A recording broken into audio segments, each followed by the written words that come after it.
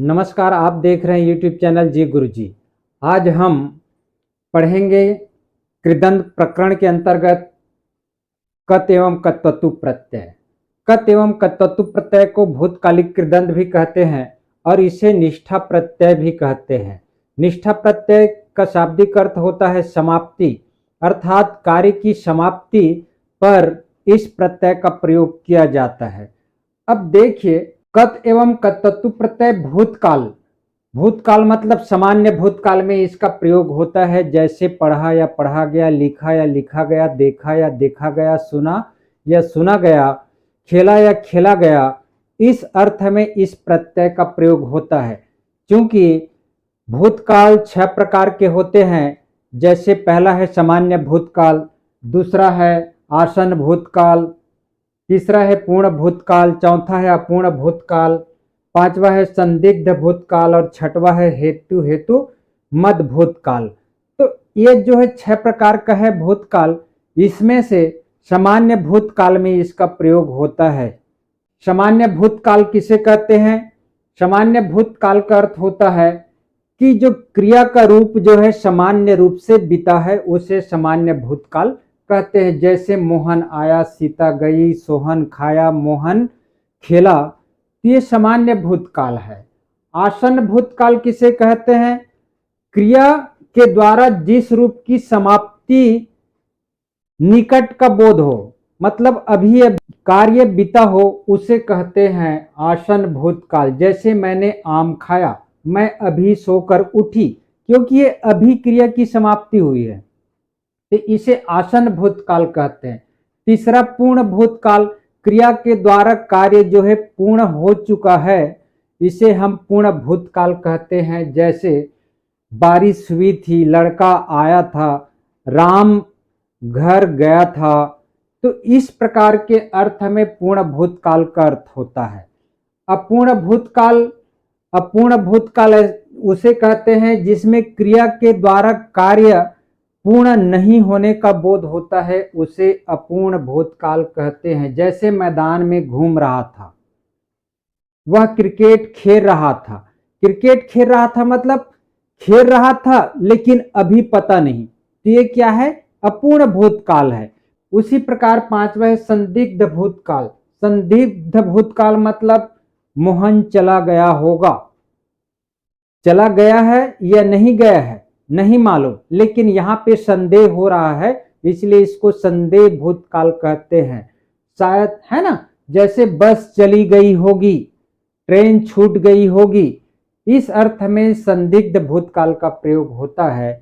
अब हेतु हेतु मद भूतकाल में एक क्रिया के होने या न होने का प्रभाव दूसरे क्रिया पर पड़ता है, उसे हेतु हेतु मद भूतकाल कहते हैं। जैसे यदि वर्षा होती तो फसल अच्छा होता। अब यहाँ फसल जो है किस पर निर्भर है? वर्षा पर।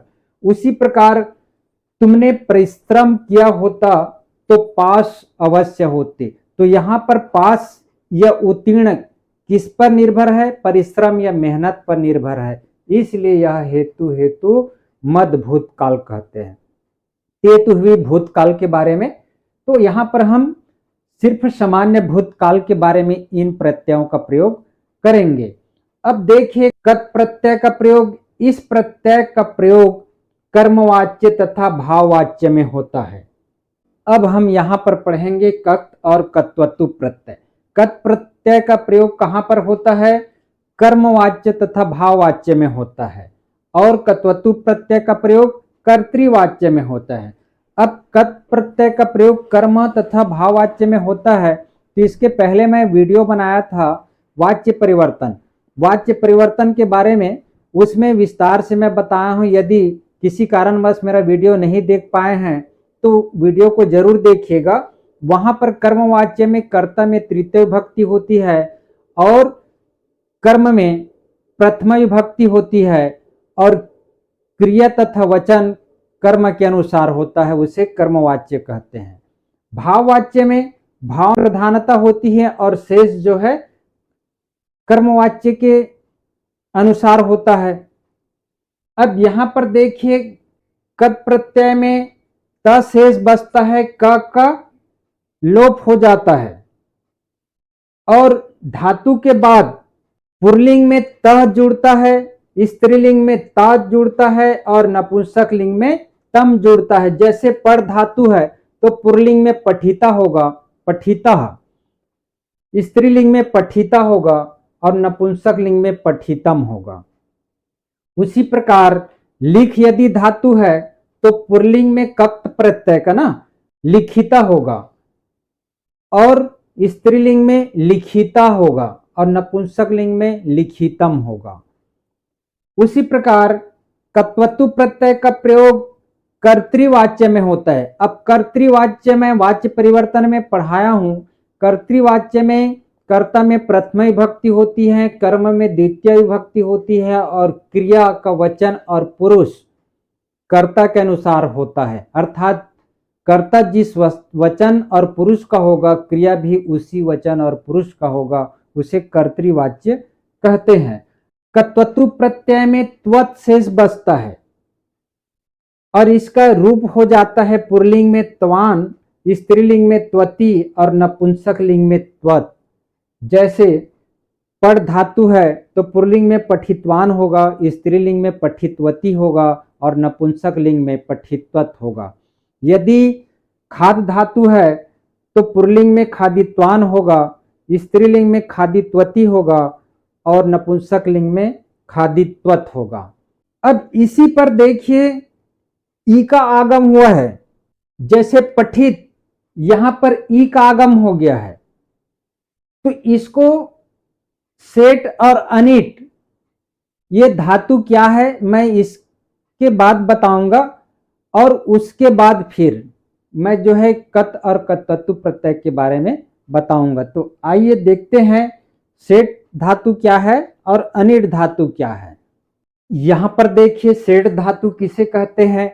तो सेट का अर्थ होता है, आप प्रश्न पत्र वाले सेट मत समझिएगा ये बीसी, यहां पर सेट मतलब स धन इट, इसको बोलते हैं सेट। ई सहित अर्थात वह धातु जिसमें ई का आगम होता है, अर्थात धातु और प्रत्यय के बीच में ई का आगम होता है, उसे सेट धातु कहते हैं। जैसे लिख है, खाद है, पट है और अन्य धातुएं हैं, यहाँ पर धातु और प्रत्यय के बीच में ई का आगम होता है। जैसे देखिए लिखिता, यहाँ पर ई आ गया, धातु और प्रत्यय के बीच में ई। उसी प्रकार खादिता, खाद ई आया है, खादिता। उसी प्रकार पठिता, तो यहाँ पर कत प्रत्यय है, इसमें ई का आगम हुआ है, इसीलिए इसे सेट धातु कहते हैं। उसी प्रकार यदि हम इसमें कत्वतु प्रत्यय लगाएंगे तो लिख धातु में लिखित्वत होगा, खाद धातु में खादित्वत होगा, पट धातु में पठित्वत होगा। तो इसमें ई का आगम हुआ है।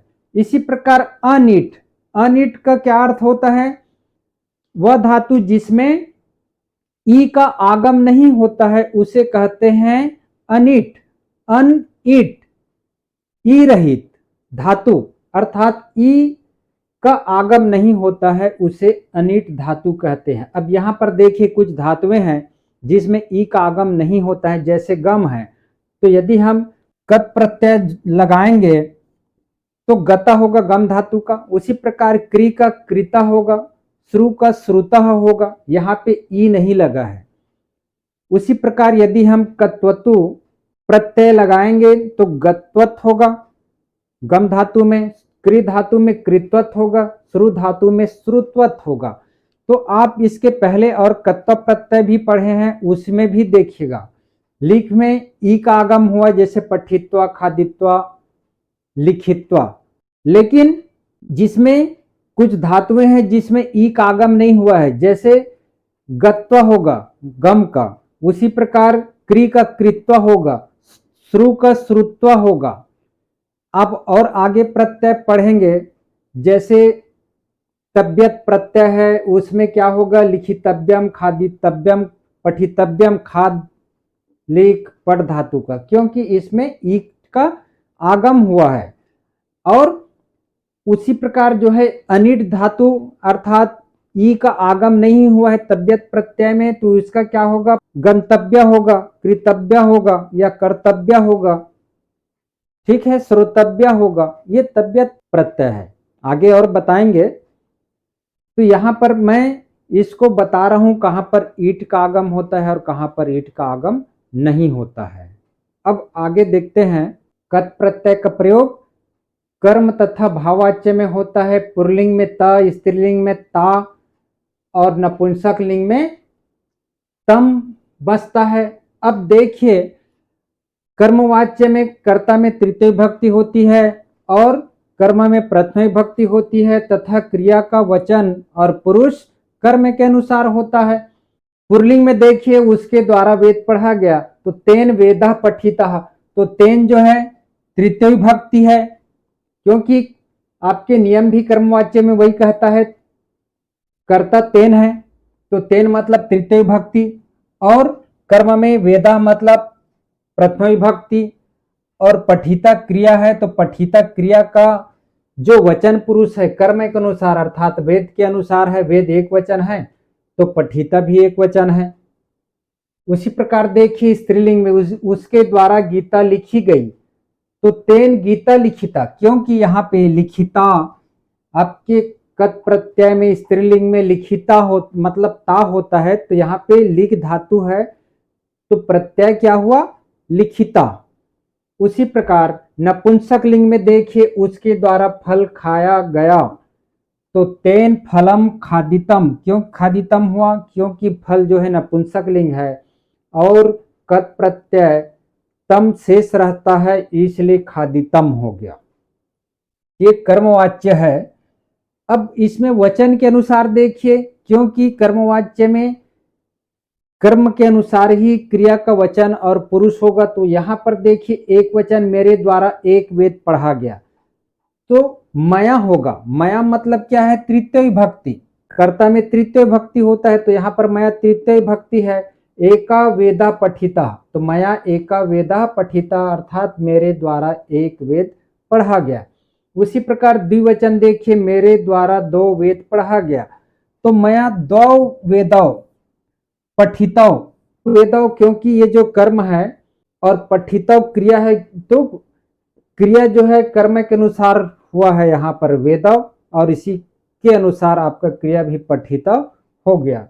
उसी प्रकार देखिए बहुवचन में मेरे द्वारा 3 वेद पढ़े गए, तो मया त्रयः वेदाः पठिता, वेदा मतलब बहुवचन हो गया और पठिता भी बहुवचन हो गया। उसी प्रकार आप देखेंगे कि भाववाच्य में, अब भाववाच्य जब बनाते हैं तो उसमें क्या रहता है? कर्म का भाव पाया जाता है और क्रिया जो है हमेशा अन्य पुरुष एक वचन में। तो यहां देखिए भाववाच्य में मेरे द्वारा पढ़ा गया, क्या पढ़ा गया है? यहाँ पे कर्म नहीं है, तो मया पठिता। मैंने देखा या मेरे द्वारा देखा गया, तो मया दृष्टा। मैंने खाया, तो मया खादिता। उसके द्वारा हंसा गया, तो तेन हसीता। ये कत प्रत्यय का उदाहरण है।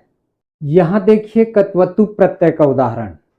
कत्वतु प्रत्यय का प्रयोग किसमें होता है? कर्तृवाच्य में होता है। और कर्तृवाच्य किसे कहते हैं आप जानते हैं?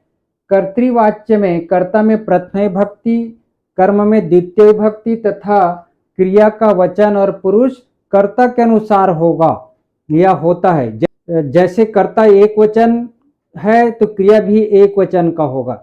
यदि कर्ता मध्यम पुरुष एक वचन है तो क्रिया भी मध्यम पुरुष एक वचन होगा। यदि कर्ता अन्य पुरुष बहुवचन है तो क्रिया भी अन्य पुरुष बहुवचन होगा, अर्थात क्रिया का वचन और पुरुष कर्ता के अनुसार होता है। कत्वतु प्रत्यय में त्वत शेष बचता है, लेकिन पुल्लिंग में इसका त्वान, स्त्रीलिंग में तवती, नपुंसक लिंग में त्वत रूप बनता है। उदाहरण के लिए देखिए पुल्लिंग का उदाहरण, बालक पुस्तक पढ़ा, तो बालका पुस्तकम पठित्वान। 2 बालक पुस्तक पढ़ा, तो इसका अर्थ क्या होगा? बालको पुस्तकम पठितवन्तौ। और 3 बालक पुस्तक पढ़ा या 3 से अधिक बालक पढ़ा, तो बालकाः पुस्तकम पठितवन्तौ।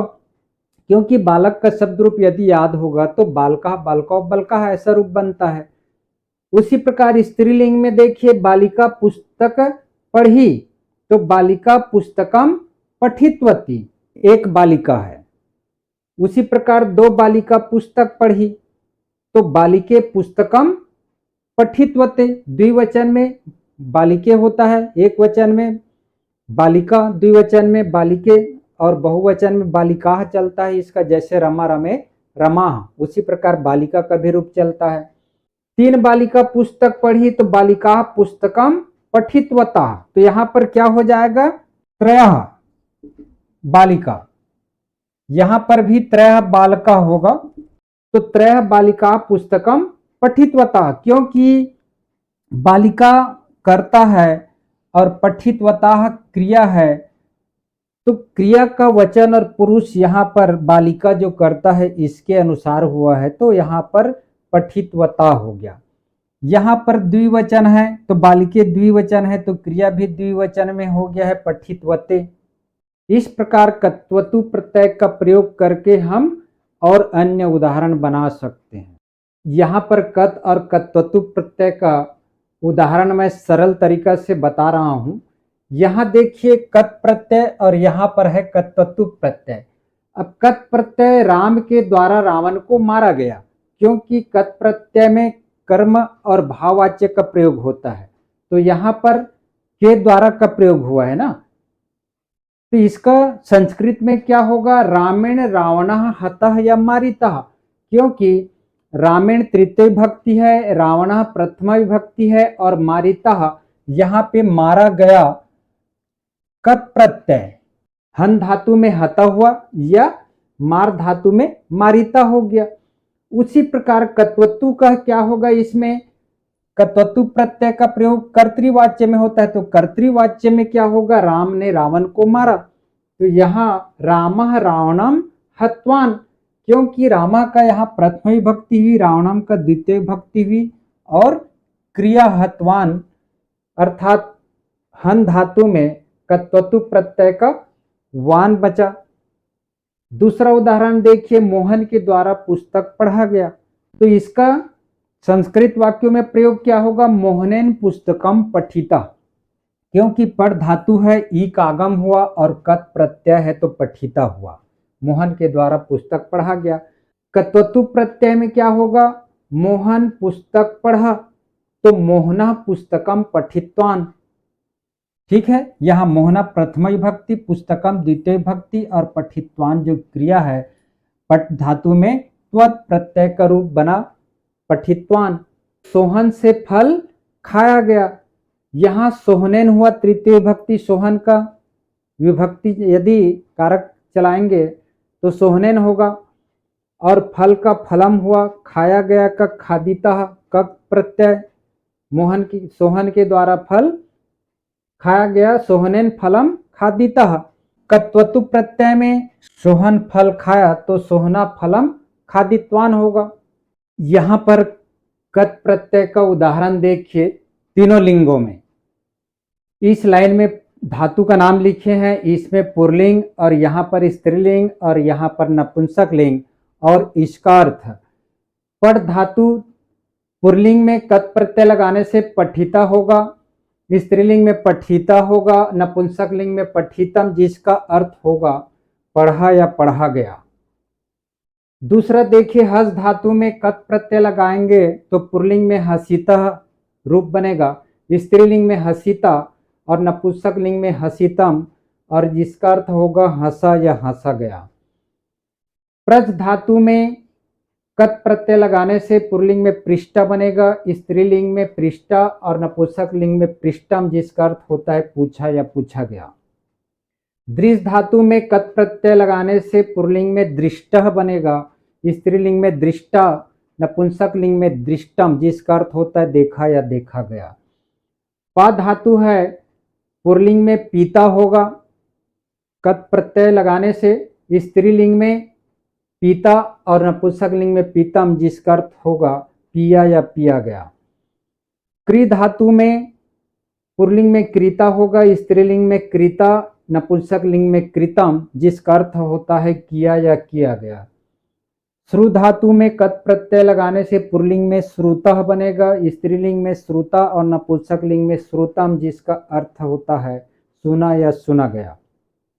खाद धातु में कत प्रत्यय लगाने से पुल्लिंग में खादिता बनेगा, खादितः, स्त्रीलिंग में खादिता, नपुंसक लिंग में खादितम, जिसका अर्थ होता है खाया या खाया गया।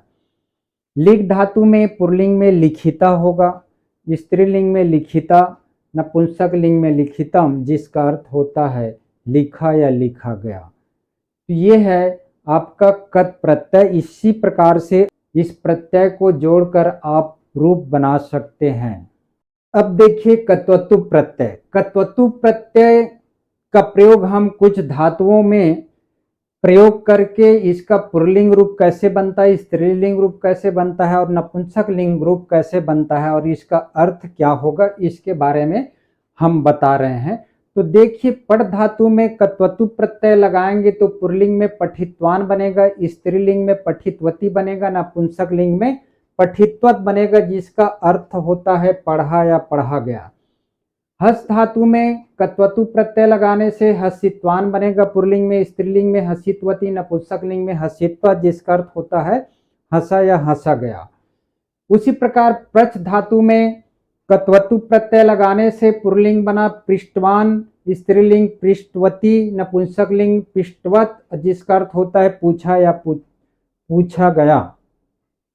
दृश धातु में पुल्लिंग बना दृष्टवान, स्त्रीलिंग बना दृष्टवती और नपुंसक लिंग बना दृष्टवत, जिसका अर्थ होता है देखा या देखा गया। पा धातु में हम कत्वतु प्रत्यय लगाए तो पुल्लिंग में बना पित्वान, स्त्रीलिंग में पित्वती, नपुंसक लिंग में पित्वत, जिसका अर्थ होता है पिया या पिया गया। कृ धातु में पुल्लिंग में बना कृतवान, स्त्रीलिंग में कृतवती, नपुंसक लिंग में कृतवत, जिसका अर्थ होता है किया या किया गया। श्रु धातु में पुल्लिंग में श्रुतवान, स्त्रीलिंग में श्रुतवती, नपुंसक लिंग में श्रुतवत, जिसका अर्थ होता है सुना या सुना गया। खाद धातु में कत्वतु प्रत्यय लगाने से पुल्लिंग में बना खादित्वान, स्त्रीलिंग में खादित्वती, नपुंसक लिंग में खादित्वत, जिसका अर्थ होता है खाया या खाया गया। लिख धातु में कत्वतु प्रत्यय लगाने से पुल्लिंग में बना लिखित्वान, स्त्रीलिंग में लिखित्वती, नपुंसक लिंग में लिखित्वत, जिसका अर्थ होता है लिखा या लिखा गया। अब इसमें कत और कत्वतु प्रत्यय में कोई ज्यादा अंतर नहीं है। वहां पर त था, इसमें हम वान कर दिए, इसमें वती किए, इसमें वत किए। और वहां पर क्या था, पठिता था, पठिता था और पठितम था। ठीक है। अब यदि आप वाक्यों में प्रयोग करेंगे तो आपका वाक्य ऊपर निर्भर करता है कि वाक्य कर्म प्रधान है कि भाव प्रधान है कि कर्ता प्रधान है। यदि कर्म या भाव प्रधान है आपका वाक्य तो आप जो है कत प्रत्यय का प्रयोग करेंगे, और यदि आपका वाक्य कर्ता प्रधान है तो कत्वतु प्रत्यय का प्रयोग करेंगे। तो इस प्रकार आपका कत और कत्वतु प्रत्यय का प्रयोग यहाँ पर समाप्त हो रहा है। मिलते हैं आगामी वीडियो में, देखते रहिए और वीडियो को लाइक तथा सब्सक्राइब जरूर कीजिएगा। धन्यवाद।